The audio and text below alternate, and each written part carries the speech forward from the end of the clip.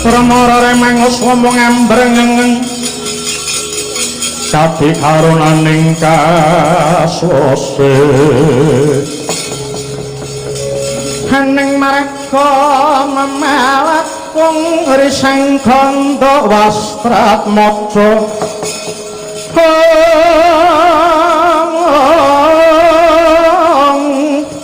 long-long lalu mangulati surya mangrang sang wayah kumya samara wayanto pindha wari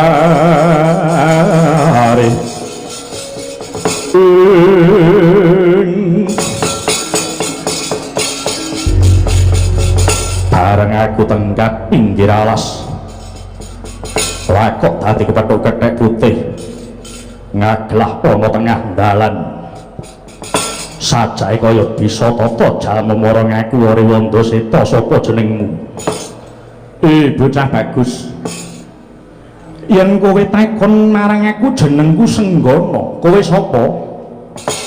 Aku penenggak Pandhawa Raden Bratasena ya Werkudara ya Bayu Siwi. Lho sik jenengmu sing keri dhewe mau sapa? Coba balenono sepisan kas Gus. Aku Raden Bayu Siwi. Bayu Siwi? Iya. Bayu Siwi tegese apa? Aku iki putra siswane Sang Hyang Bayu Dewaning Angin. Oh, nek kowe adikku sing tak goleki ya iki. Wah. Wah.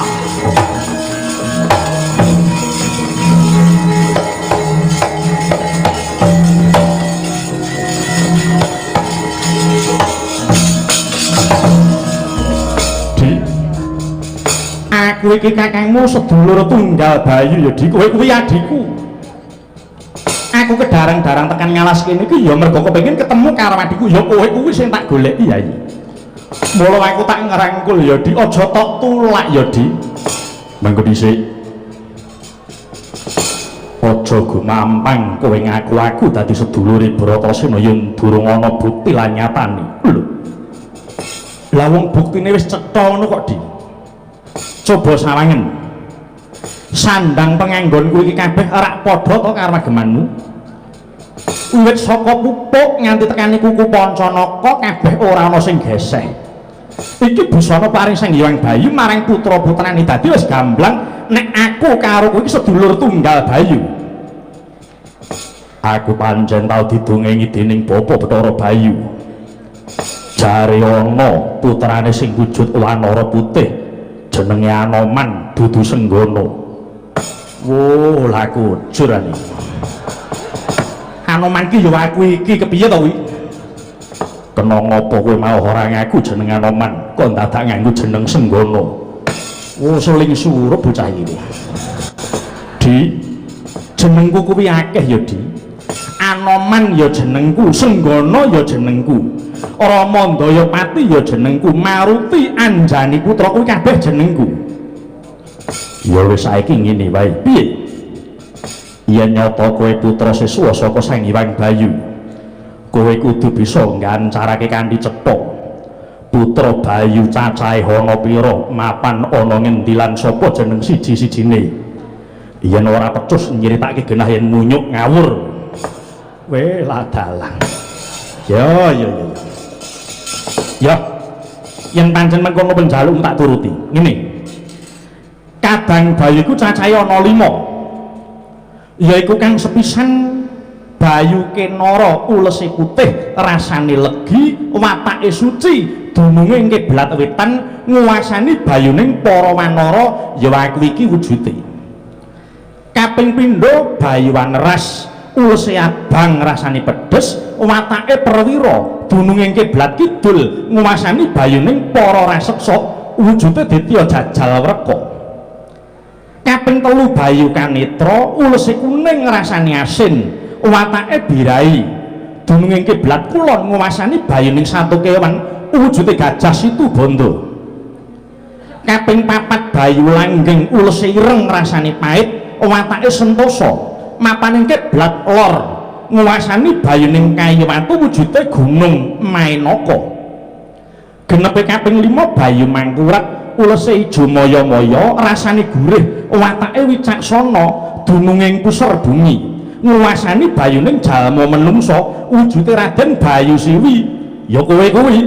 Wah, iya ngono bener kowe Anoman kakang. Larak ngono to sih. Wah.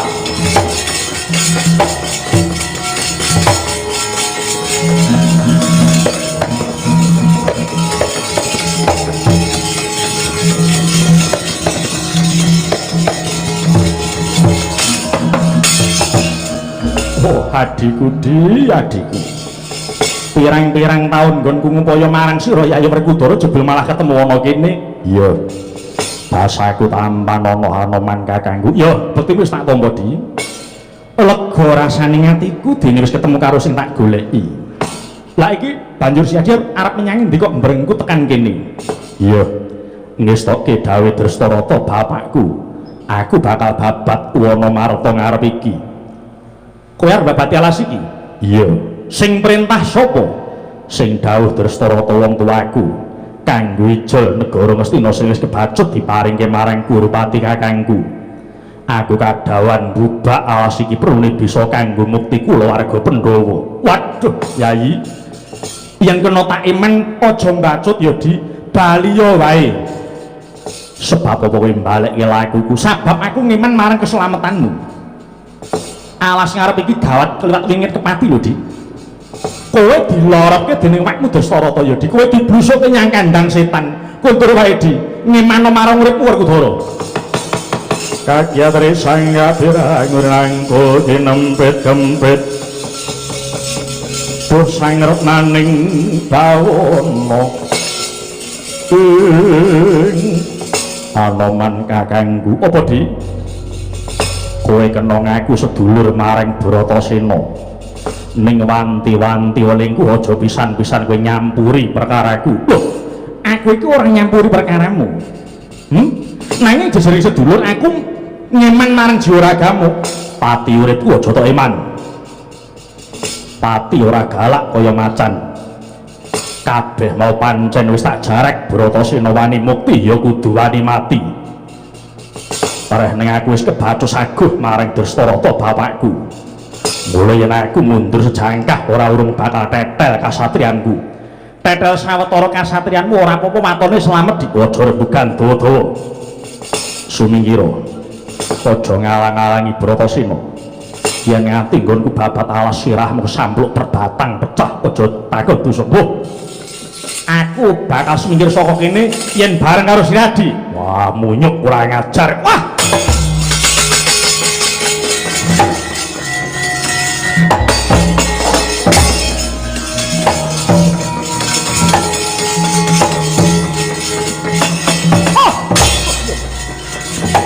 wah kaya tugu aja hampeke Bratasena dikandani Wonomarta kuwi gawat kok maksa nekat malah aku disawatke mek cemplung jurang iki wah yen ora tawat aku mbebayani bocah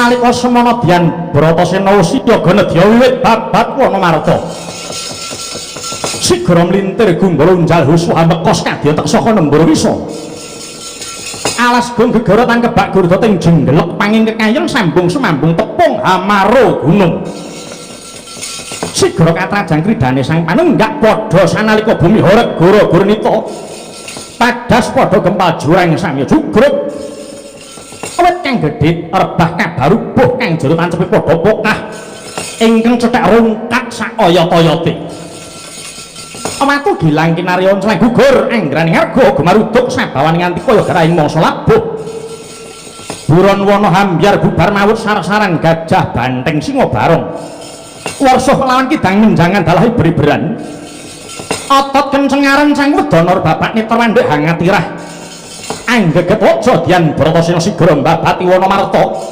nganti bosah baseh bubrah langkah tan monggo pulya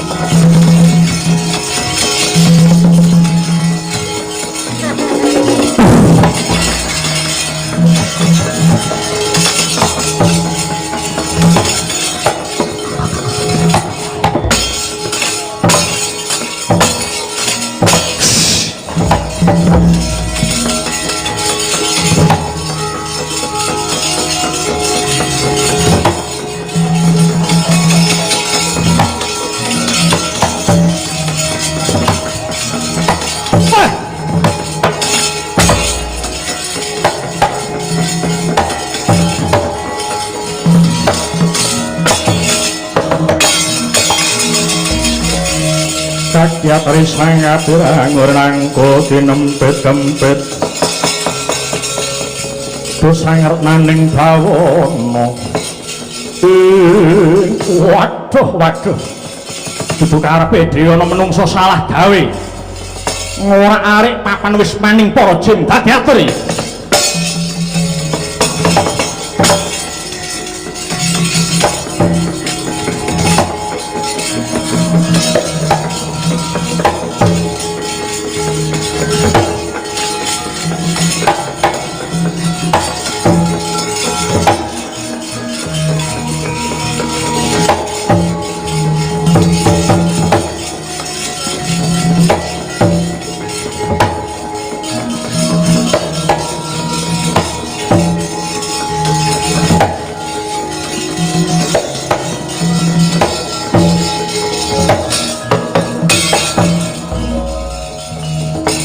Jimdam darat melayu-melayu ana apa? Kemarin matur Gusti kula Raden Jim Suparto.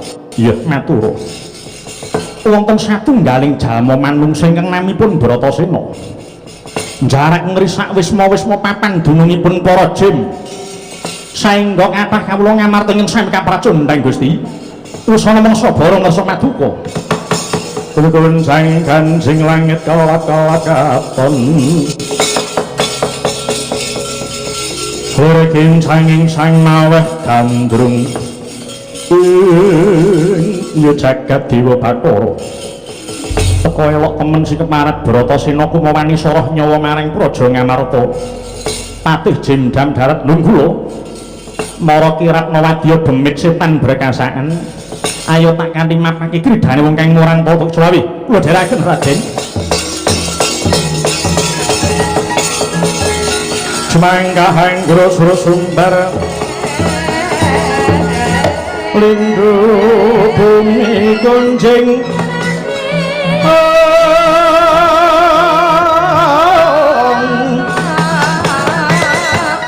malut kokun maragatot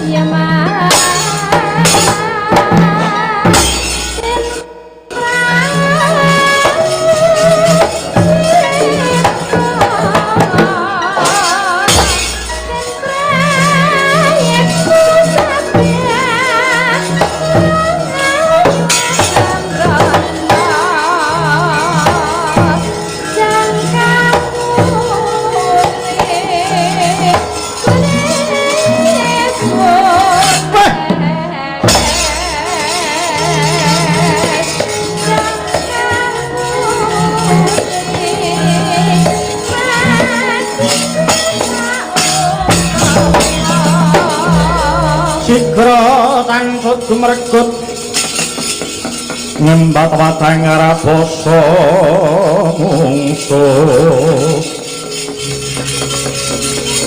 anggap cocok antaran tau sayakti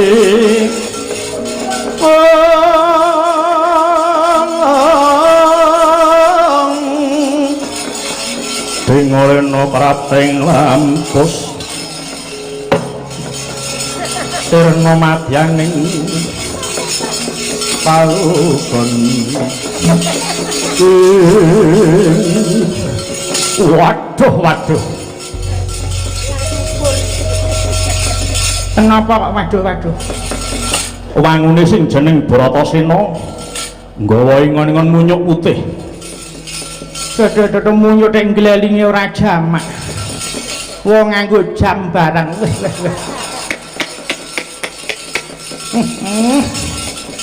wairunge ditindik walalalala kae iki munyuk gaul iki kan ngaku kowe sapa bali takon kowe sapa lho kowe ngerti laku ning para jin ora ngerti iki dianggep apa wah titah pepethingane takon karo aku aranku Jimabang yo kowe roh ra karo aku ora roh dapurmu diaji-aji apa yang nyata kowe munyuk empuh coba sapa jenengmu Sarmadi iya enak terus kondang dak aku iki lho empuh niki ngertos nami kula Sarmadi wah elok aku hebat iki lah ngon dodoe ning jenenge lho oh iki tak sing tak waca Sarmadi piye kowe nonton wujudku kepiye wujudmu sing sarwa ewuh kabeh sawak iki kliwat ukur Oh, mestaka katon gedhe. Pinter tandane. Iya. Weteng. Iya gedhe. Ngelmuku ana nggon weteng kene. Aku nek wis gelem ngetokke ngelmu saka weteng wis. Sapa sing ora tobat? Bari takon kowe sapa? Aku Hanoman. Anoman dasar Pranyata. Hanoman. Kandha karo sing jeneng Bratasena. Kon mandheg nggone babat Wonomarta. Aja dikira iki alas. Iki wis mau papan dununge para jin. Anoman mesakno aku. Sing diglundung-glundungke kaki dudu watu ning kaki kiosku. Kaki konterku. Jenasar madi seluler kaya ora roh. Ukut sing utang mung jim-jim kancane dhewe. Karena gege wah nek ora tak dirasani wis ora kecekel kabeh. Ayo, kandha sing jeneng Bratasena, para jin. Aja ganggu gawe karo adikku Bratasena. Janji kowe bakal ganggu gawe aja takon dosa. Kelakon ana jin mati kepindho. Dieman ora remet dadi klararing ngepek-epek.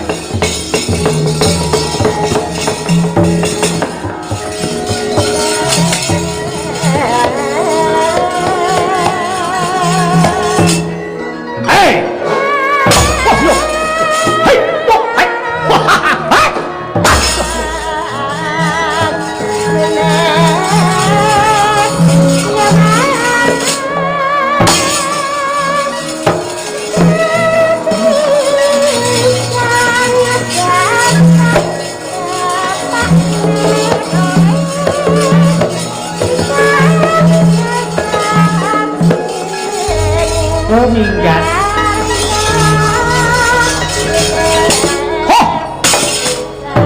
As.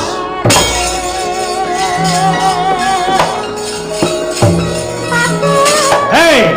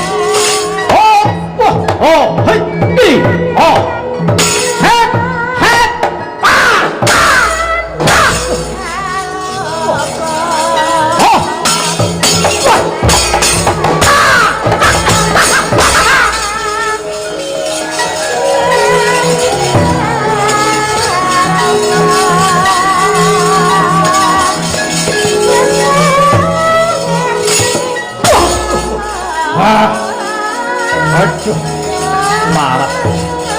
Ya.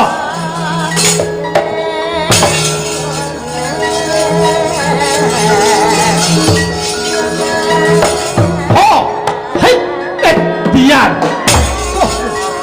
Wah. Oh, oh,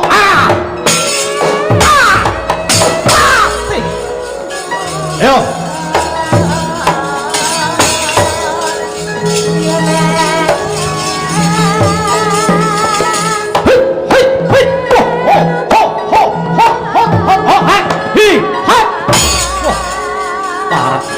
Ojo mikat.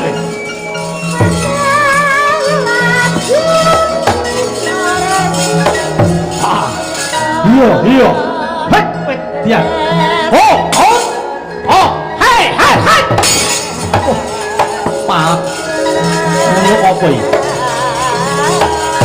oh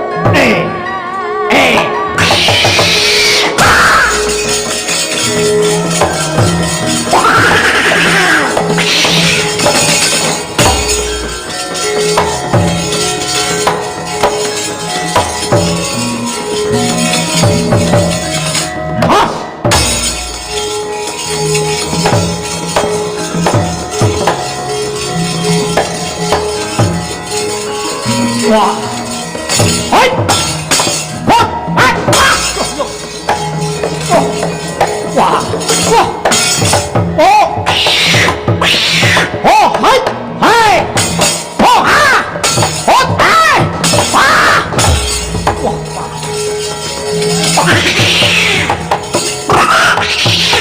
hap lo ayo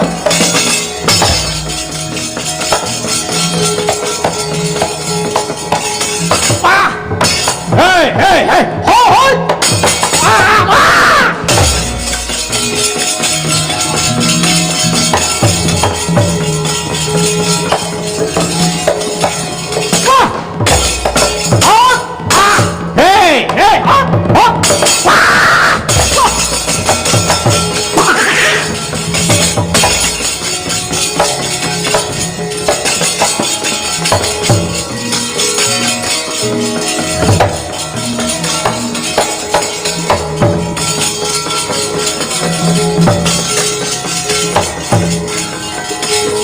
hoi weh ya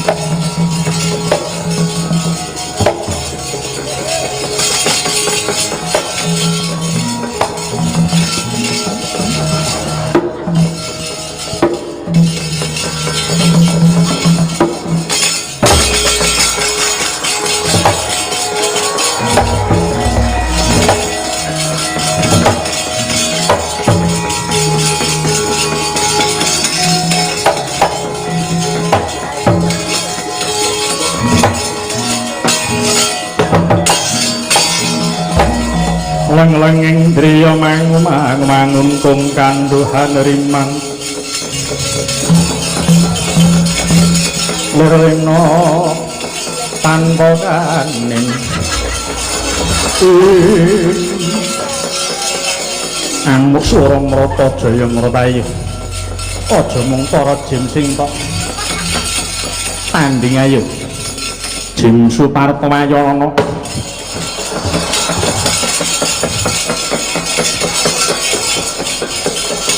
gawe kaget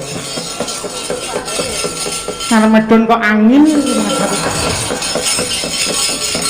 ora gelem nyengget Bratasena aja kumawani wanuh ora arek papan wis maning porsi iki jemparing nguluh gading tampanana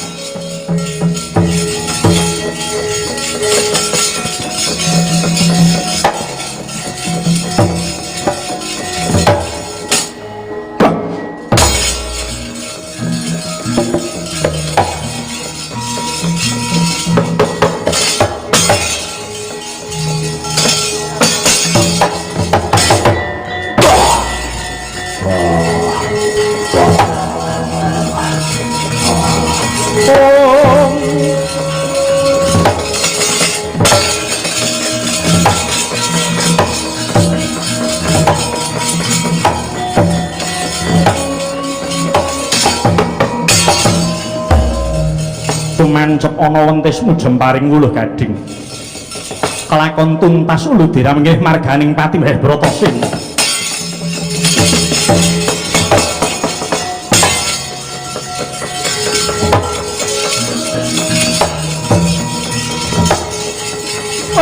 dalah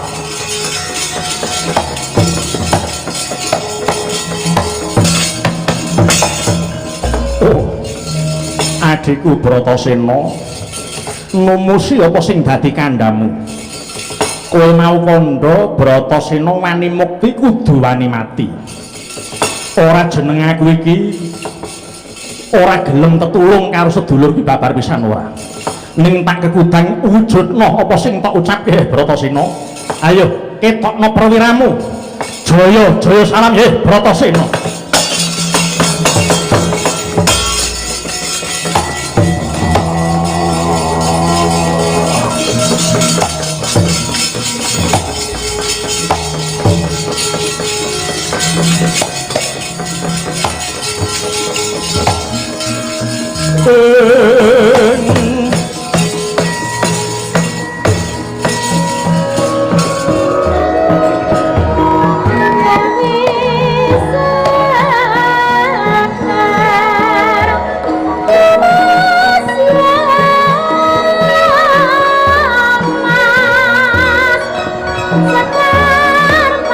Yak wangening kalang wana klar pangbangun cara